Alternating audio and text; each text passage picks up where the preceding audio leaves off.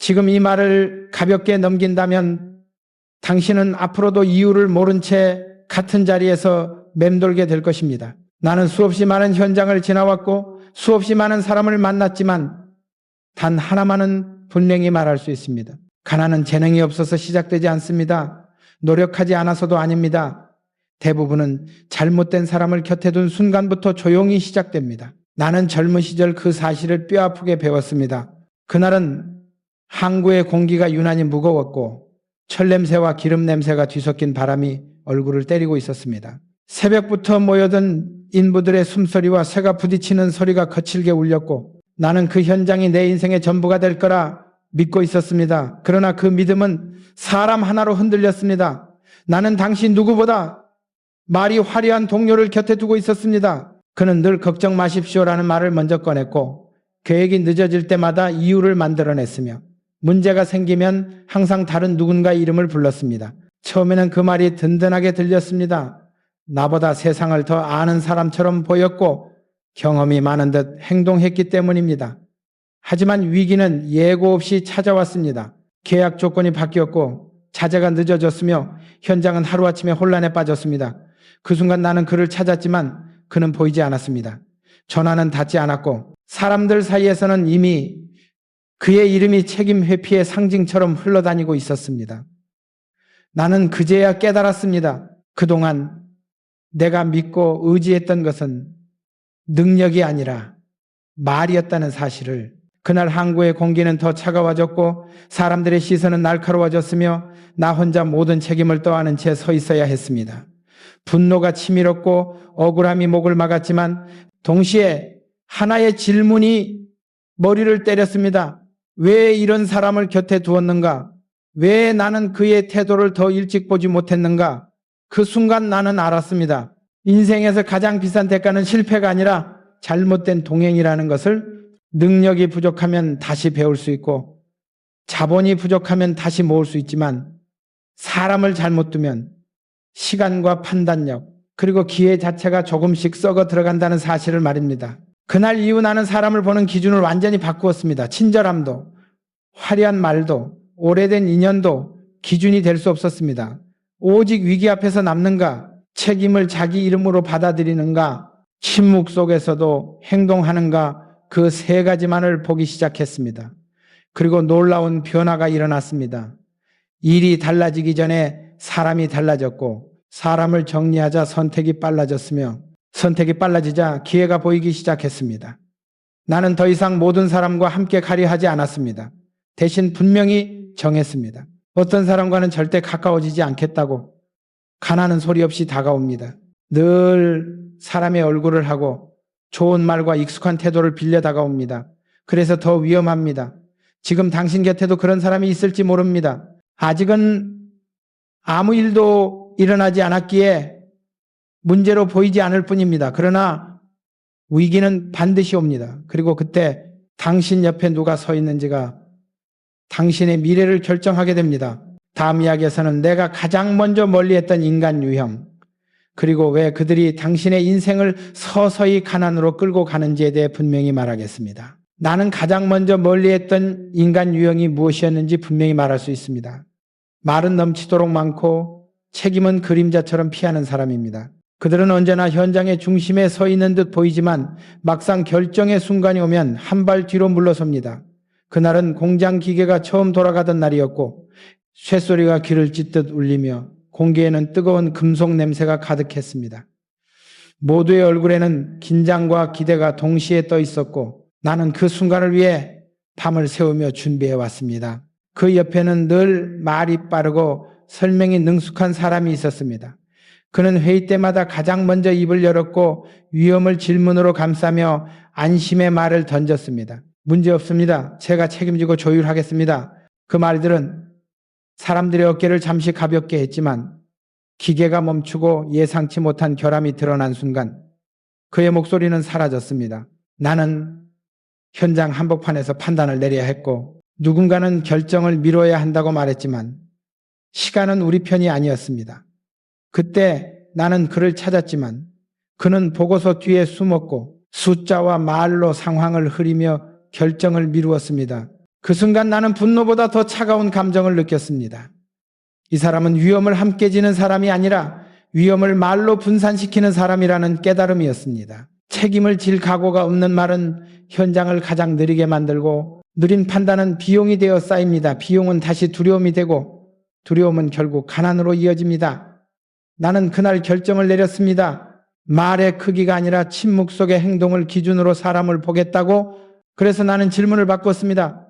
왜 안 되는가를 묻는 대신 지금 무엇을 할 수 있는가를 묻기 시작했고, 그 질문 앞에서 많은 사람들은 자연스럽게 물러났습니다.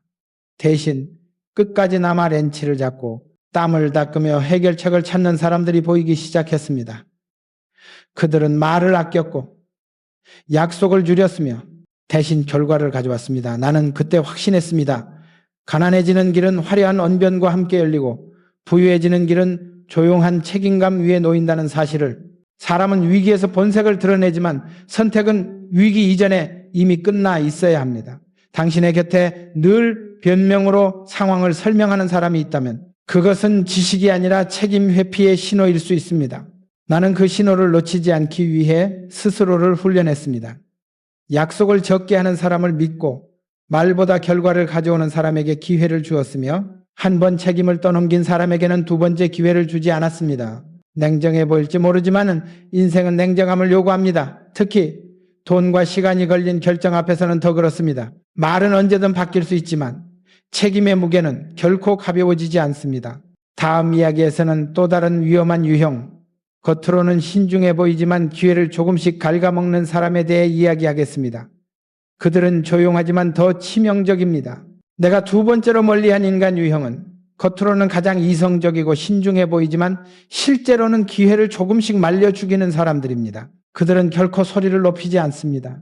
오히려 차분하고 논리적인 표정을 지으며 늘 같은 말을 반복합니다. 지금은 시기가 아닙니다. 조금만 더 지켜봅시다. 리스크가 너무 큽니다. 그 말들은 처음 들으면 매우 합리적으로 들립니다. 나 역시 한때는 그들의 말에 고개를 끄덕였고 신중함이야말로 성숙한 판단이라 믿었습니다. 그러나 어느 해외 출장에서 나는 그 신중함의 정체를 똑똑히 보게 되었습니다. 낯선 나라의 회의실이었고 창밖에는 건조한 바람이 불며 모래 냄새가 희미하게 스며들고 있었습니다. 테이블 위에는 계약서 초안이 놓여 있었고 상대 바이어의 눈빛은 이미 결단을 끝낸 사람의 것이었습니다. 그들은 지금이 아니면 기회는 사라진다는 것을 알고 있었고 나 역시 그것을 느끼고 있었습니다. 하지만 내 옆에 앉아있던 사람은 조용히 고개를 저으며 말했습니다. 회장님, 한 번 더 검토해야 합니다. 조금만 기다리면 조건이 더 좋아질 수 있습니다. 그 말이 회의실의 공기를 미묘하게 얼어붙게 만들었습니다. 상대의 눈빛이 달라졌고 대화의 온도는 서서히 식어갔습니다. 나는 그 순간 깨달았습니다. 이 사람은 위험을 관리하는 것이 아니라 결정을 미루는 데 익숙한 사람이라는 것을. 기회라는 것은 늘 불완전한 상태로 찾아오는데 그들은 완벽해질 때까지 기다리다 결국 아무것도 잡지 못합니다. 회의가 끝난 뒤 나는 그를 따로 불러 물었습니다. 당신은 언제가 적기라고 생각합니까?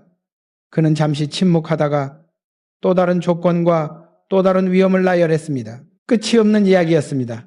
나는 그때 확신했습니다. 안전만 말하는 사람은 결코 책임을 지지 않는다는 사실을 만약 실패하면 그래서 내가 말리지 않았습니까? 라고 말할 준비가 되어 있고 성공하면 결과가 좋으니 다행입니다. 라며 한 발 물러나 있습니다. 그들은 어느 쪽에서도 자기 이름을 걸지 않습니다. 하지만 인생과 사업은 이름을 거는 사람의 몫입니다. 나는 그날 밤 숙소에서 거의 잠을 이루지 못했습니다. 창밖에서는 바람 소리가 낮게 울렸고 머릿속에는 하나의 질문만 맴돌았습니다.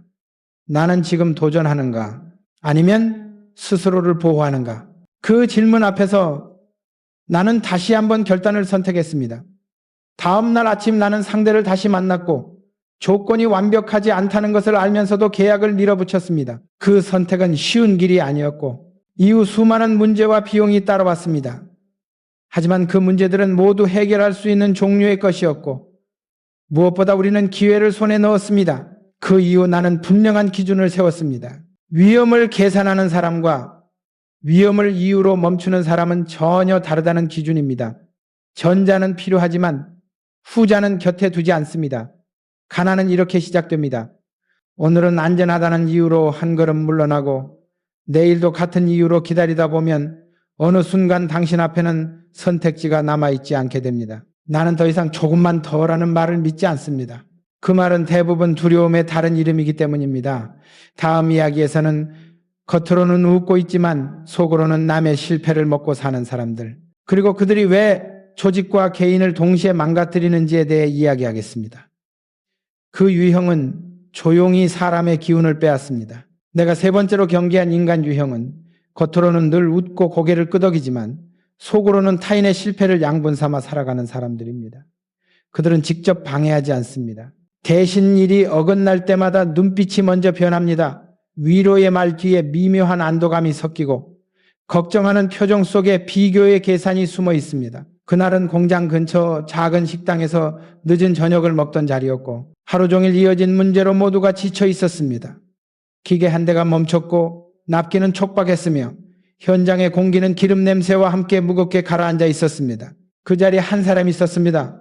평소에는 누구보다 친절했고 술잔을 채우며 분위기를 풀 줄 아는 사람이었지만 누군가의 실수가 언급되자 그의 말투가 달라졌습니다. 그럴 줄 알았습니다. 원래 그 사람은 좀 그렇죠. 그 말들은 웃음 속에 섞여 흘러나왔지만 나는 그 순간 그 사람의 속을 보았습니다.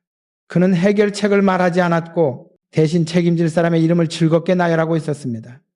실패가 그의 입에서는 교훈이 아니라 오락처럼 소비되고 있었습니다. 그날 밤 집으로 돌아오는 길에 나는 오래전 기억을 떠올렸습니다. 젊은 시절 작은 실패 하나로 주변의 시선이 바뀌던 순간들, 그때 나를 가장 힘들게 했던 것은 손실이 아니라 사람들의 혀였습니다. 그래서 나는 분명히 알았습니다. 남의 실패를 입에 올리는 사람 곁에서는 누구도 도전하지 않게 된다는 것을. 사람들은 안전한 선택만 하게 되고 새로운 시도는 사라지며 결국 조직은 조용히 늙어갑니다. 나는 다음날 아침 그 사람을 불러 단도직입적으로 말했습니다. 당신은 문제를 해결할 생각이 있습니까? 아니면 구경할 생각입니까? 그는 웃으며 대답을 피했고 그 회피 속에서 나는 확신했습니다. 이런 사람을 곁에 두는 한 우리는 앞으로 나아갈 수 없다는 것을. 그 이후 나는 사람을 평가하는 기준에 하나를 더했습니다. 남의 실패 앞에서 어떤 표정을 짓는가? 그 질문은 놀라울 만큼 정확했습니다. 진짜 동료는 실패 앞에서 조용해지고 가짜 동료는 말이 많아집니다. 진짜는 해결책을 찾고 가짜는 원인을 캐묻습니다. 그 차이는 작아 보이지만 시간이 쌓이면 결과는 극명하게 갈립니다. 남의 실패를 즐기는 사람 곁에 있으면 판단은 보수적으로 변하고 도전은 조롱의 대상이 되며 결국 아무도 책임을 지려 하지 않게 됩니다. 나는 그런 공기를 가장 경계했습니다. 공기는 눈에 보이지 않지만 사람의 생각과 선택을 지배하기 때문입니다. 그래서 나는 필요하다면 차갑게 거리를 두었고 분위기를 망친다는 말을 들어도 개의치 않았습니다. 조직의 기운은 사람 하나로도 무너질 수 있다는 것을 너무 많이 보아왔기 때문입니다. 가난은 이렇게 스며듭니다. 실패를 비웃는 말 한마디, 비교하는 시선 하나가 쌓여 도전의 씨앗을 말려버립니다. 당신의 곁에 늘 남의 이야기를 즐겨하는 사람이 있다면 그는 정보를 주는 것이 아니라 에너지를 빼앗고 있을지 모릅니다. 다음 이야기에서는 또 다른 위험한 유형, 겉으로는 경험이 많아 보이지만 배울 생각을 완전히 닫아버린 사람들에 대해 이야기하겠습니다. 그들은 과거에 머물러 미래를 가로막습니다. 내가 네 번째로 멀리한 인간 유형은 경험을 방패로 들고 배움을 거부하는 사람들입니다. 그들은 늘 과거를 말합니다. 예전에는 이렇게 했습니다. 그 방식은 이미 해봤습니다. 괜히 바꾸다 더 망합니다. 말끝마다 자신이 쌓아온 연수를 내세우지만 그 연수는 성장의 기록이 아니라 정지의 흔적에 가깝습니다.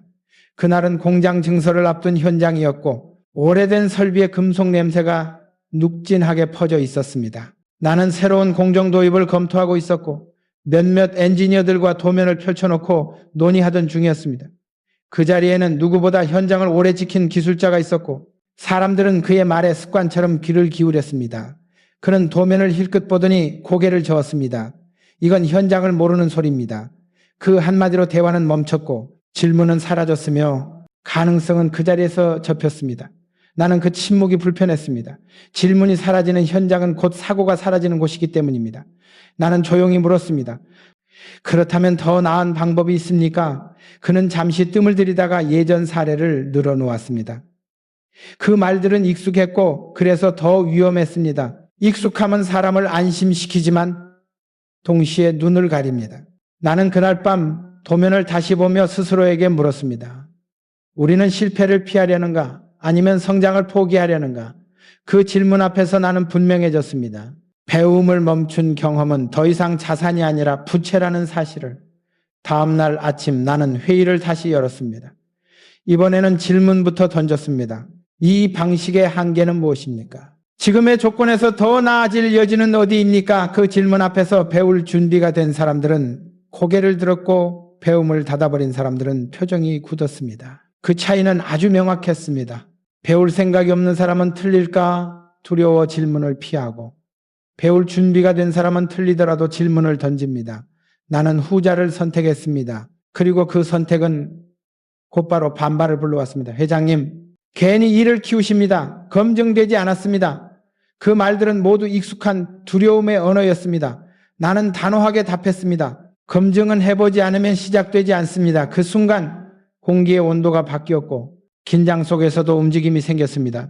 이후 우리는 여러 번의 시행착오를 겪었고 비용도 들었으며 실패도 맛보았습니다. 하지만 그 실패들은 우리를 한 단계 위로 올려놓았습니다. 반대로 배움을 거부한 사람들은 점점 말수가 줄었고 결국 현장에서 사라졌습니다. 나는 그 과정을 통해 확신했습니다. 가난해지는 조직에는 공통점이 있습니다. 질문이 없고 토론이 없으며 원래 그랬다는 말만 남아있다는 것입니다. 사람도 마찬가지입니다. 배움을 멈춘 순간부터 인생은 과거의 반복이 되고 반복은 결국 경쟁력을 잃게 만듭니다. 나는 나이가 들수록 더 많이 묻고 더 자주 배우려 애썼습니다. 경험이 많을수록 배움에 열려 있어야 한다는 것을 너무 늦기 전에 알았기 때문입니다. 당신의 곁에 늘 해봤다는 말로 대화를 끝내는 사람이 있다면 그는 지혜를 주는 것이 아니라 가능성을 닫고 있을지 모릅니다. 다음 이야기에서는 마지막으로 가장 교묘한 유형, 당신의 시간을 조금씩 갉아먹으며 인생의 속도를 늦추는 사람들에 대해 이야기하겠습니다. 그들은 겉으로는 친절하지만 결과는 가장 치명적입니다. 내가 마지막으로 가장 경계했던 인간 유형은 겉으로는 온화하고 예의 바르지만 실제로는 당신의 시간을 조금씩 잠식하며 인생의 속도를 늦추는 사람들입니다. 그들은 큰 사고를 치지 않습니다. 대신 약속을 미루고 결정을 흐리며 항상 다음을 이야기합니다. 다음 주에 다시 보시죠. 조금만 더 정리해서 연락드리겠습니다. 지금은 타이밍이 아닙니다. 그 말들은 공격적이지 않기에 문제로 보이지 않지만 나는 그들이 남긴 흔적을 분명히 보았습니다. 그날은 투자자들과의 미팅을 앞둔 회의실이었고 창문 너머로 흐린 빛이 들어와 공기를 무겁게 만들고 있었습니다. 시간은 정확히 정해져 있었고 준비는 끝나 있었지만 한 사람이 오지 않았습니다. 그는 늘 늦지 않는다고 말하던 사람이었고 늘 바쁘다는 이유로 이해를 요구하던 사람이었습니다. 회의는 시작조차 하지 못한 채 흘러갔고 사람들의 집중은 흐트러졌으며 그날 논의되어야 할 결정은 다음으로 밀렸습니다. 그 다음은 또 다음으로 이어졌고 그렇게 우리는 중요한 계절 하나를 통째로 흘려보냈습니다. 나는 그때 깨달았습니다. 시간을 존중하지 않는 사람은 당신의 미래를 존중하지 않는다는 사실을. 시간은 돈보다 더 잔인합니다. 잃어버리면 다시 벌 수 없고 변명도 통하지 않습니다. 그런데도 많은 사람들은 시간을 가볍게 다룹니다. 그들은 기다리게 하는 것을 능력처럼 여기고 결정하지 않는 것을 신중함으로 포장합니다. 하지만 그 결과는 분명합니다. 속도는 떨어지고 기회는 멀어지며 결국 남는 것은 피로뿐입니다. 나는 그날 이후 약속을 기준으로 사람을 평가하기 시작했습니다. 시간을 지키는가? 결정의 시점을 명확히 하는가? 필요 없다면 분명히 말하는가? 이 세 가지가 지켜지지 않으면 그 어떤 친절한 말도 신뢰하지 않았습니다. 그 기준은 냉정했지만 정확했습니다. 시간을 소모시키는 사람은 대개 책임도 함께 미룹니다. 결정이 필요한 순간에 조금만 더라는 말을 꺼내는 사람은 실패의 책임을 질 준비가 되어 있지 않습니다. 나는 그런 사람에게서 멀어졌고 대신 빠르진 않아도 명확한 사람들과 함께 했습니다. 그들은 때로는 거절했고 때로는 조건이 맞지 않다고 솔직히 말했지만 그 솔직함 덕분에 나는 다음 선택을 할 수 있었습니다. 인생은 선택의 연속이고 선택에는 속도가 필요합니다. 속도를 잃은 인생은 방향을 잃기 쉽습니다.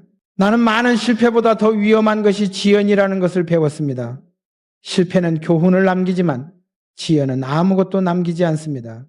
그저 시간을 앗아갈 뿐입니다. 당신의 곁에 늘 결정을 미루며 시간을 쓰게 만드는 사람이 있다면 그는 지금 이 순간에도 당신의 인생을 조금씩 느리게 만들고 있을지 모릅니다. 다음 이야기에서는 지금까지 말한 5가지 유형을 하나로 꿰요. 왜 이런 사람들 곁에서는 누구도 부유해질 수 없는지, 그리고 내가 어떤 기준으로 사람을 선택했는지에 대해 분명히 정리하겠습니다. 그 기준은 단순하지만 결코 가볍지 않습니다. 지금까지 내가 말한 5가지 인간 유형은 서로 다른 얼굴을 하고 있지만 그 속을 들여다보면 하나의 구조로 이어져 있습니다. 말만 앞서는 사람, 안전만 외치는 사람, 남의 실패를 즐기는 사람, 배움을 거부하는 사람, 시간을 가볍게 쓰는 사람, 이들은 모두 공통적으로 책임을 자기 이름으로 지지 않습니다. 그리고 책임을 지지 않는 사람 곁에서는 판단이 흐려지고 선택이 늦어지며 늦어진 선택은 결국 기회를 잃게 만듭니다. 나는 이 구조를 수없이 반복해서 보아왔습니다. 회의실에서, 항구에서, 공장 바닥에서, 해외의 낯선 도시에서까지 장소는 달랐지만 결과는 같았습니다. 처음에는 작은 양보처럼 보입니다. 말이 많은 사람에게 한 번 더 기회를 주고 신중한 사람의 조언에 하루를 더 미루고 남의 실패를 가볍게 넘기며 웃고 경험 많은 사람의 말에 질문을 접고 시간을 늦추는 사람의 사정을 이해해 줍니다. 하지만 그 작은 양보들이 쌓이면 어느 순간 당신의 인생은 남의 리듬에 맞춰 움직이기 시작합니다. 그때부터 속도는 느려지고 판단은 흔들리며 스스로의 기준은 점점 희미해집니다. 나는 그 지점을 가장 두려워했습니다. 사람이 가난해지는 순간은 통장 잔고가 줄어들 때가 아니라 자기 기준을 남에게 넘겨주는 순간이기 때문입니다. 그래서 나는 아주 단순한 원칙을 세웠습니다. 위기 앞에서 남는가? 결정의 순간에 이름을 거는가? 실패가 나왔을 때 핑계보다 해결책을 먼저 말하는가? 배움 앞에서 나이와 경력을 내려놓을 수 있는가? 그리고 시간을 약속처럼 지킬 수 있는가? 이 5가지 질문에 모두 그렇다고 답하지 못하는 사람과는 중요한 일을 함께하지 않겠다고 정했습니다. 그 원칙은 때로는 나를 외롭게 만들었고 냉정하다는 말을 듣게도 했습니다. 하지만 그 덕분에 나는 선택의 순간마다 흔들리지 않을 수 있었습니다. 사람을 바꾸려 하지 마십시오. 그것은 거의 불가능합니다. 대신 거리를 조정하십시오. 인생은 도덕 시험장이 아니라 생존의 연속입니다. 좋은 사람과 위험한 사람의 차이는 착함과 악함이 아니라 책임을 질 준비가 되어 있느냐의 문제입니다. 나는 많은 실패를 했지만 적어도 책임을 남에게 넘기지는 않았습니다. 그래서 다시 일어설 수 있었고 다시 선택할 수 있었습니다. 반대로 책임을 피하는 사람들 곁에 오래 머물렀던 이들은 대부분 같은 자리에서 같은 불평을 반복하고 있었습니다. 나는 그 모습에서 미래를 보았습니다. 그리고 그 미래를 선택하지 않기 위해 더 단호해졌습니다. 당신의 곁에 있는 사람들을 떠올려 보십시오. 위로가 먼저 떠오르는 사람인지, 해결책이 먼저 떠오르는 사람인지, 기다리게 만드는 사람인지, 결정하게 만드는 사람인지, 그 차이는 작아 보이지만 인생 전체를 갈라놓습니다. 다음 이야기에서는 이 모든 기준을 하나의 경고로 묶어 왜 사람을 정리하지 않으면 아무리 노력해도 가난에서 벗어날 수 없는지, 그리고 지금 이 순간 무엇을 결단해야 하는지에 대해 마지막으로 말하겠습니다. 그 경고는 부드럽지 않을 것입니다. 이제 나는 분명하게 경고합니다. 사람을 정리하지 않고는 인생의 방향을 바꿀 수 없습니다. 더 열심히 일하는 것으로, 더 오래 버티는 것으로, 더 참고 견디는 것으로는 결코 가난에서 벗어날 수 없습니다. 왜냐하면 가난은 능력의 문제가 아니라 구조의 문제이고 그 구조의 중심에는 언제나 사람이 있기 때문입니다. 나는 평생 현장에서 배웠습니다. 돈은 숫자로 움직이는 것 같지만 실제로는 판단의 속도와 선택의 질을 따라 움직이고 그 판단과 선택은 곁에 있는 사람들의 태도에 의해 결정된다는 것을 책임을 피하는 사람 옆에서는 결정이 흐려지고 안전만 말하는 사람 옆에서는 기회가 말라가며 남의 실패를 즐기는 사람 옆에서는 도전이 사라지고 배움을 거부하는 사람 옆에서는 미래가 닫히고 시간을 가볍게 쓰는 사람 옆에서는 인생의 속도가 무너집니다. 이 5가지는 서로 다른 것처럼 보이지만 결국 같은 방향을 가리킵니다. 당신을 멈추게 하고 늦추게 하고 스스로를 의심하게 만드는 방향입니다. 나는 수많은 갈림길 앞에서 이 사실을 기준으로 선택했습니다. 그래서 어떤 인연은 오래가지 못했고 어떤 관계는 차갑게 끝났습니다. 하지만 그 결정 덕분에 나는 다시 일어설 수 있었고 다시 도전할 수 있었으며 다시 책임질 수 있었습니다. 사람을 끊어내는 일은 잔인해 보일 수 있습니다.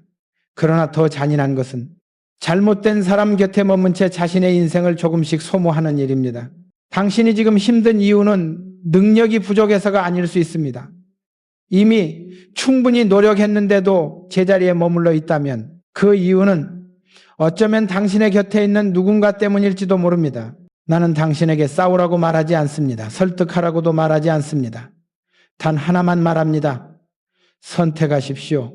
거리를 조정하십시오. 당신의 시간을, 판단을, 그리고 미래를 소중히 다루는 사람들 곁으로 이동하십시오. 인생은 생각보다 짧고 기회는 기다려주지 않습니다. 오늘의 결정 하나가 10년 뒤의 모습을 만듭니다. 이 경고가 불편하게 들린다면 그만큼 중요한 이야기일지도 모릅니다. 끝까지 들어주셔서 감사합니다. 이 말이 당신의 선택을 바꾸는 작은 계기가 되길 바랍니다. 다음 이야기에서는 더 깊고 더 중요한 진실을 가지고 다시 찾아오겠습니다.